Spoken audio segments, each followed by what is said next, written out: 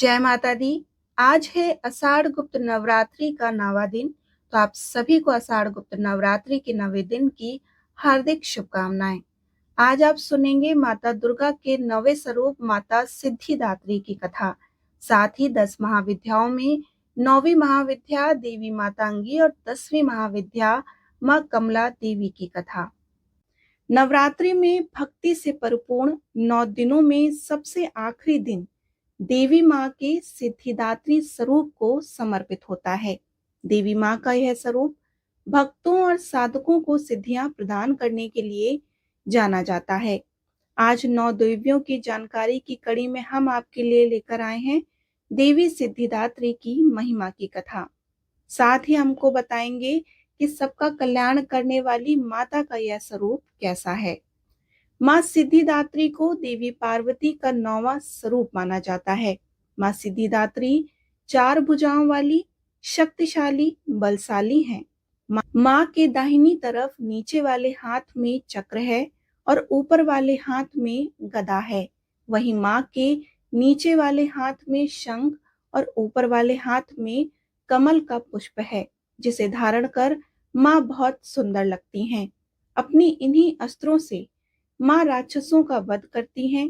माँ की सवारी सिंह है, जो कि माँ की परछाई की तरह उनके साथ चलता है, और माँ कमल के फूल पर आसीन रहती हैं। ऐसी मान्यता है कि जो भी भक्त माँ की सेवा पूरे विधि विधान से करता है, उस पर माँ की कृपा सदैव बनी रहती है।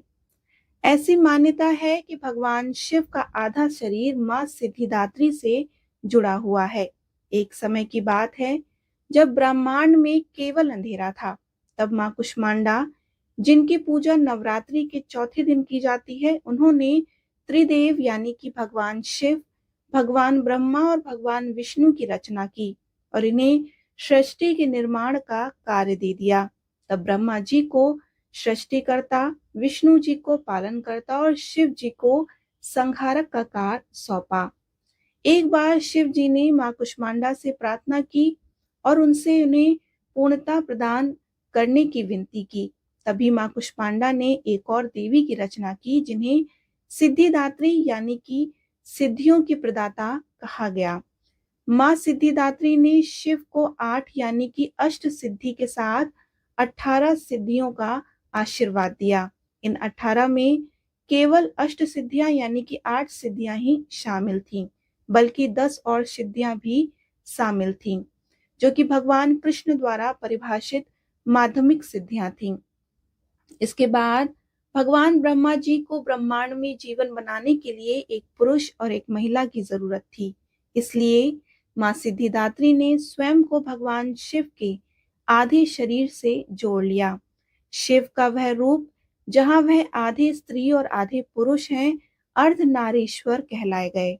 माँ सिद्धिदात्री की रामनवमी के दिन पूजा की जाती है और माँ सिद्धिदात्री की पूजा केवल मनुष्य ही नहीं, बल्कि देवता, गंधर्व, असुर, यक्ष और सिद्ध भी करते हैं।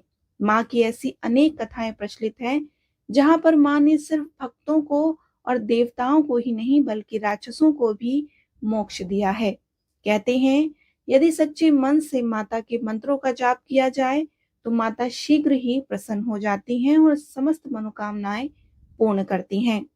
माता सिद्धिदात्री का मंत्र है ओम देवी सिद्धिदात्रये नमः, अर्थात ओमकार के समान मोक्ष प्रदान करने वाली और सभी को कई प्रकार की सिद्धियां देने वाली माता सिद्धिदात्री की कृपा हमेशा हम पर बनी रहे। हम उन्हें बारंबार नमन करते हैं और वंदन करते हैं। माँ के कई मंदिर भारत में कई जगह पर मौजूद हैं। इनमें से सबसे लोकप्रिय ज्वाला मंदिर है, जो कि उत्तर प्रदेश के पटना में है। माँ की कृपा खुद पर बनाए रखने के लिए भक्तों को निरंतर माँ की सेवा करते रहना चाहिए और ऐसी कोई गलती नहीं करनी चाहिए जिससे माँ उनसे रुष्ट हो जाए। ऐसी मान्यता है कि जो भी भक्त माँ सिद्धिदात्री की पूर्ण निष्ठा से सेवा करेगा, उसे सभी सिद्धियां प्राप्त होती हैं। माँ दुर्गा के सिद्धिदात्री अवतार से हमें यही सीख मिलती है कि जो भी व्यक्ति धर्म के मार्ग पर चलकर भगवान की सेवा करेगा और अपने जीवन में बिना किसी को ठेस पहुंचाए आगे बढ़ता रहेगा। उस पर सदैव 9 देवियों की कृपा बनी रहेगी और वह अपने जीवन में तरक्की अवश्य करेगा। धरा तथा दैत्यों के अत्याचारों को नष्ट करने के लिए तथा मानव के कल्याण व धर्म की रक्षा हेतु देवी माँ सिद्धिदात्री ने ये रूप उत्पन्न किया था। बोलिए माँ देवी सिद्धिदात्री की जय। माँ भगवती दुर्गा की जय। 10 महाविद्याओं में 9वीं महाविद्या देवी मातंगी के बारे में हम आपको बताएंगे कि देवी मातंगी कौन है, कैसा है उनका स्वरूप, उनकी साधना से आपको क्या फल प्राप्त होगा और उनकी पौराणिक कथा क्या है। देवी मातंगी 10 महाविद्याओं में 9वीं देवी हैं। देवी सरस्वती के समान ही देवी मातंगी भी भाषण, संगीत, ज्ञान तथा कलाओं को नियंत्रित करती हैं। देवी मातंगी को तांत्रिक सरस्वती के नाम से भी जाना जाता है। यद्यपि देवी मातंगी की तुलना देवी सरस्वती से की जाती है, किंतु सामान्यतः उन्हें प्रदूषण एवं अशुद्धता से संबंधित माना जाता है। उन्हें उच्छिष्ट का अवतार माना जाता है, जिसका अर्थ है हाथों तथा मुख में शेष बचा हुआ भोजन। इसलिए उन्हें उच्छिष्ट चंडालिनी एवं उच्छिष्ट मातांगिनी के रूप में भी जाना जाता है। देवी मातांगिनी को चंडालिनी रूप में वर्णित किया जाता है तथा उनकी कृपा प्राप्ति हेतु जूठा अर्थात उच्छिष्ट भोजन अर्पित किया जाता है। देवी मातांगी से संबंधित अनेक कथाएं प्रचलित हैं। एक समय भगवान विष्णु एवं देवी लक्ष्मी शिव जी एवं देवी पार्वती से भेंट करने हेतु पधारे। भगवान शिव एवं देवी पार्वती ने श्री लक्ष्मी नारायण की युगल जोड़ी के लिए भोजन का आयोजन किया। भोजन ग्रहण करते समय भोजन के कुछ अंश भूमि पर गिर गए। भूमि पर गिरे भोजन से एक सुंदर कन्या उत्पन्न हुई तथा उसने उच्छिष्ट भोजन का आग्रह किया। चारों तरफ देवताओं ने उन्हें प्रसाद के रूप में उच्छिष्ट भोजन प्रदान किया। हिंदू पंचांग के अनुसार मातंगी जयंती बैसाख माह के शुक्ल पक्ष की तृतीया को मनाई जाती है। देवी मातंगी को पन्ना के समान हरे वर्ण में दर्शाया जाता है। देवी मातंगी को चतुर्भुज रूप में चित्रित किया जाता है। वह अपनी 4 भुजाओं में पाश, तलवार, अंकुश तथा एक गदा धारण करती हैं। उन्हें लाल पोशाक में दिव्य स्वर्ण आभूषणों से अलंकृत दर्शाया जाता है। वह स्वर्ण सिंहासन पर विराजमान रहती हैं और देवी के राज मातंगी रूप में उन्हें एक तोते के साथ वीणा धारण किए हुए चित्रित किया जाता है। मातंगी को तांत्रिक की सरस्वती भी कहा जाता है। ऐसी मान्यता है कि चांडाल महिलाओं ने देवी पार्वती की पूजा आराधना करने उन्हें अपना ही जूठन अर्थात खाया हुआ भोग लगा दिया तो देवगण और शिवगण नाराज हो गए, परंतु देवी पार्वती ने उन चंडालिनियों की भक्ति को देखते हुए माता ने मातंगी के रूप धारण करके उनके भोग को स्वीकार करके ग्रहण किया। तभी से माता मातंगी कहलाई जाने लगी। मातंगी देवी इंद्रजाल और जादू की प्रभा को नष्ट करती हैं। देवी को वचन तंत्र और कला की देवी भी माना जाता है और माँ को जूठन का भोग भी अर्पित किया जाता है। शिव की यह शक्ति असुरों को मोहित करने वाली और साधकों को अभिष्ट चिंतन में डालने वाली मानी जाती हैं। प्लास और मल्लिका पुष्पों से युक्त बेल पत्रों की पूजा करने से व्यक्ति के अंदर आकर्षण और स्तंभन शक्ति का विकास होता है। ऐसा व्यक्ति जो मातंगी महाविद्या की सिद्धि प्राप्त करेगा, वह अपने क्रीड़ा कौशल से या फिर कला संगीत से दुनिया को अपने वश में कर लेता है। माता मातंगी की उत्पत्ति कैसे हुई, इस विषय में एक पौराणिक कथा है। कथा के अनुसार एक बार भगवान विष्णु और उनकी पत्नी लक्ष्मी जी भगवान शिव तथा पार्वती से मिलने उनके निवास स्थान पर गए।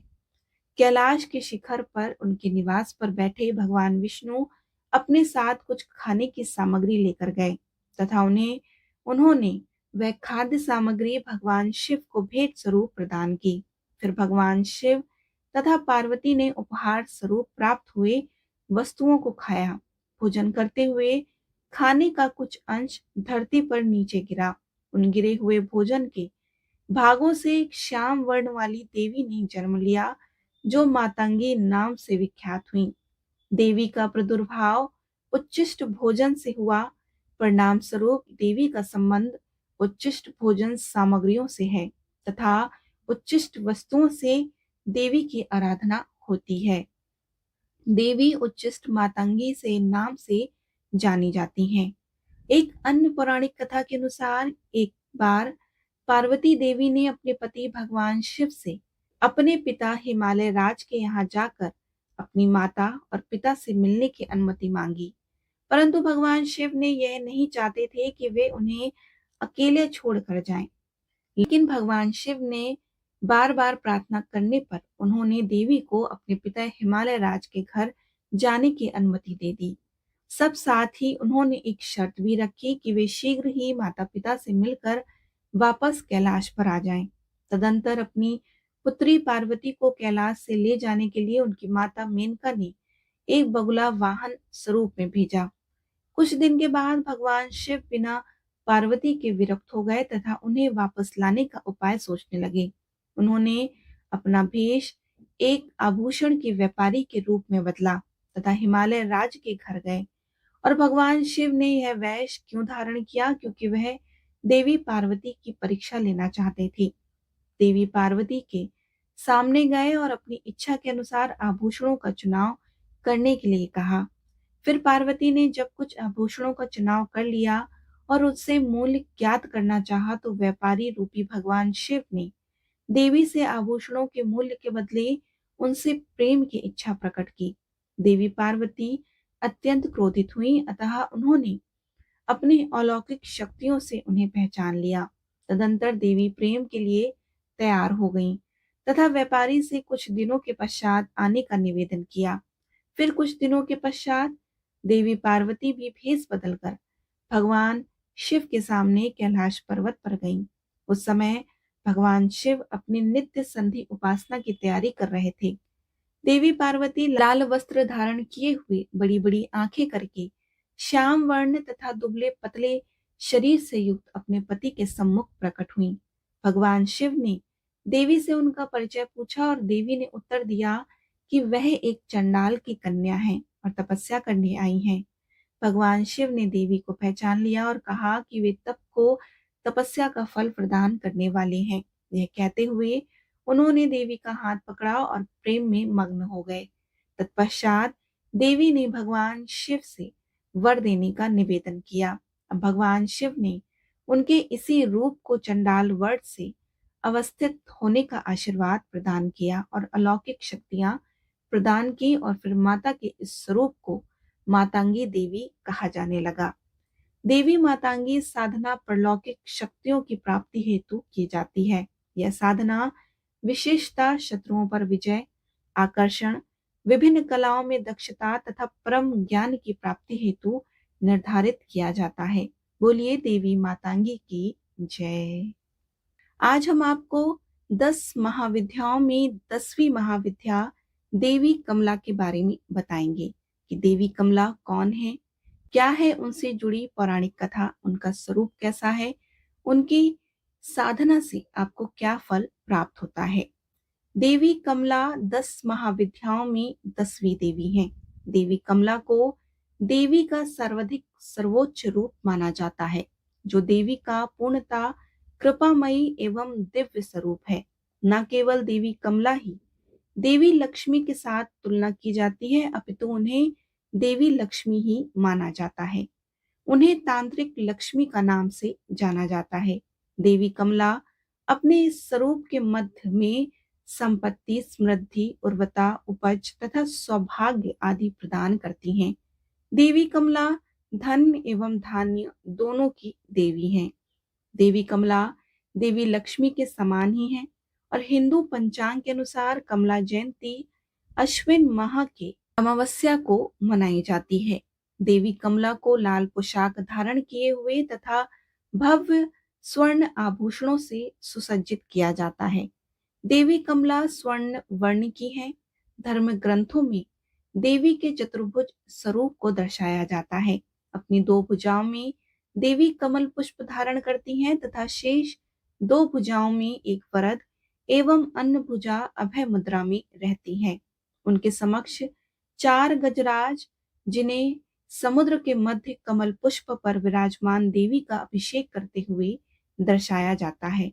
पौराणिक मान्यताओं के अनुसार देवी कमला का स्वरूप अत्यंत ही दिव्य तथा मनोहर एवं सुंदर है। देवी कमला की उत्पत्ति समुद्र मंथन के समय हुई थी और माता कमला देवी ने भगवान विष्णु को पति रूप में वर्ण किया था। देवी कमला चतुर्भुजी हैं। देवी कमला के प्रादुर्भाव की कथा समुद्र मंथन से जुड़ी हुई है। शास्त्रों में इस प्रकार का वर्णन आता है कि समुद्र मंथन के समय देवी भगवती अमृत का कलश लेकर निकली थी। देवी कमला ही अन्नपूर्णा है और देवी कमला की आराधना करने से सौभाग्य और सौंदर्य की प्राप्ति होती है। एक कथा और है जिसके अनुसार भगवान शिव और उनकी प्रथम पत्नी माता सती से जुड़ी हुई है।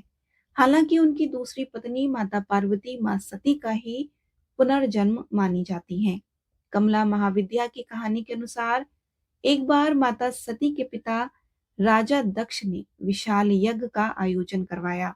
क्योंकि राजा दक्ष भगवान शिव से द्वेष भावना रखते थे और अपनी पुत्री सती के द्वारा उनसे विवाह किए जाने के कारण चुप भी थे, इसलिए उन्होंने उन दोनों को इस यज्ञ में नहीं बुलाया। भगवान शिव इस बारे में जानते थे, लेकिन माता सती इस बात से अनभिज्ञ थी। फिर यज्ञ से पहले जब माता सती ने आकाश मार्ग से सभी देवी देवताओं और ऋषि मुनियों को उस ओर जाते देखा तो अपने पति से इसका कारण पूछा। भगवान शिव ने माता सती को सब सत्य बता दिया और निमंत्रण न होने की बात बताई। तब माता सती ने भगवान शिव से कहा कि एक पुत्री को अपने पिता के यज्ञ में जाने के लिए निमंत्रण की क्या आवश्यकता। फिर माता सती अकेले ही यज्ञ में जाना चाहती थी, इसलिए उन्होंने अपने पति शिव से अनुमति मांगी, किंतु उन्होंने मना कर दिया। माता सती के द्वारा बार बार आग्रह करने पर जब भगवान शिव नहीं माने तो माता सती को क्रोध आ गया और उन्होंने शिव को अपनी महत्ता दिखाने का निर्णय किया। तब माता सती ने भगवान शिव को अपने 10 रूपों के दर्शन दिए, जिनमें से अंतिम रूप माता कमला का था। माता रानी के ये 10 रूप 10 महाविद्याएं कहलाई जाती हैं, जैसे माँ काली, माँ तारा, माँ सोडश्री, भुवनेश्वरी, भैरवी, छिन्नमस्ता, माता धूमावती, बंगलामुखी और मातांगी, और 10वीं महाविद्या माँ कमला देवी। माँ कमला देवी के नाम के अनुसार उन्हें कमल पुष्प अत्यंत प्रिय है। देवी कमला साधना धन एवं समृद्धि प्राप्त करने हेतु की जाती है। बोलिए माँ देवी कमला देवी की जय। अब आप सुनेंगे 10 महाविद्या कवच। हे देवी, मैं महाविद्या कवच का व्याख्यान कर रही हूँ, जो सर्व सिद्धिदायक तथा सभी इच्छित फल को प्रदान करने वाला है। इस कवच का पाठ निश्चित सिद्धिदायक है। यह महाविद्या कवच अति उत्कृष्ट एवं प्रचंड शक्ति युक्त है।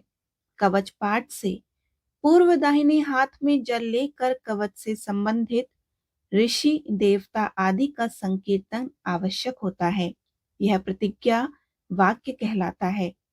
इस महाविद्या कवच में सदाशिव ऋषि हैं, अनुष्ठुप छंद हैं और महाविद्या देवता हैं।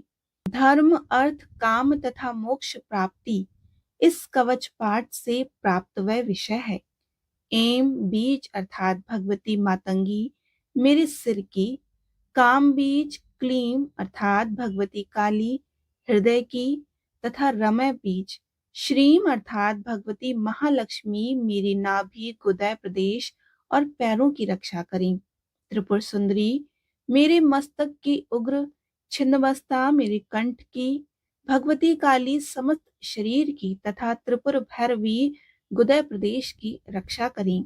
पूर्व दिशा में वाराही, दक्षिण में ब्रह्माणी, उत्तर में वैष्णवी, पश्चिम दिशा में चंद्राणी, पूर्व और दक्षिण का मध्य भाग अग्निकोण होता है, उसमें भगवती महेश्वरी मेरी रक्षा करें। दक्षिण और पश्चिम का मध्य नेतृत्व है, इसमें देवी कमला पश्चिम और उत्तर का मध्य भाग वायवई होता है उसमें कुमारी, उत्तर और पूर्व का मध्य भाग ईशान दिशा है, उसमें महाशक्ति चामुंडा मेरी रक्षा करें। इस कवच को बिना जाने जो मनुष्य महाविद्या मंत्र को जपता है, उसे सहस्त्रों वर्षों में भी फल प्राप्त नहीं होता। बोलिए महाविद्या देवियों की जय।